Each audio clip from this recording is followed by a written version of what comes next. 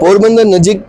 એટલે આમ તો પોરબંદર મહાનગરપાલિકાની હદમાં જ એક વનાણાની અંદર ટોલ નાકેલો આવેલું છે કે જે વર્ષોથી પૈસા ઉઘરાવવાનું એક મોટું કેન્દ્ર બનીને ઊભી રહ્યું છે। પોરબંદરના સામાન્ય નાગરિકો જ્યારે મહાનગરપાલિકાથી લઈને તમામ હદની અંદર આવતા હોય આવા વિસ્તારમાં રોડ રસ્તાના ટેક્સો પણ ભરે જ છે અને છતાં પણ અહીંયા કેટલી હજારો ગાડીઓ પાસેથી કાં તો રોજના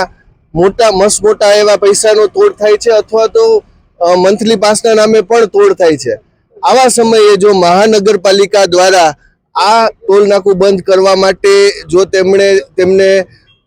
રિક્વેસ્ટ કરવી પડતી હોય, તેમને આવેદનો આપવા પડતા હોય અને છતાં પણ જો આ નગરપાલિકા NHAI દ્વારા આ રસ્તા પરનો ટોલ ટેક્સ દૂર કરવામાં ન આવે અને પાયમાલની જેમ જો મહાનગરપાલિકાએ પોતે કાંઈ ન કરી શકતી હોય તેવા જો બહાના કરવા પડતા હોય તો આ મહાનગરપાલિકા બંધ કરી દેવી જોઈએ, કાં તો કમિશનરે રાજીનામું આપી દેવું જોઈએ અને આ મહાનગરપાલિકાના ધતિંગ અને નાટક બંધ કરી દેવા જોઈએ। અને એક જ રસ્તો છે, જો તમે આ બંધ ના કરી શકતા હોય તો તમે વૈકલ્પિક રસ્તો આપો। પોરબંદર મહાનગરપાલિકાની અંદર આવતા જે કોઈ પણ સામાન્ય લોકો છે તેમની આ સામાન્ય જરૂરિયાતવાળી વસ્તુઓનો તાત્કાલિક ધોરણે નિકાલ કરો અને જો ના કરી શકતા હોય તો તમારે મહાનગરપાલિકાના કમિશનર પદે બેસવું કે બીજા કોઈ અધિકારીઓ ત્યાં બેસવું એ કોઈ પણ રીતે અયોગ્ય વસ્તુ છે।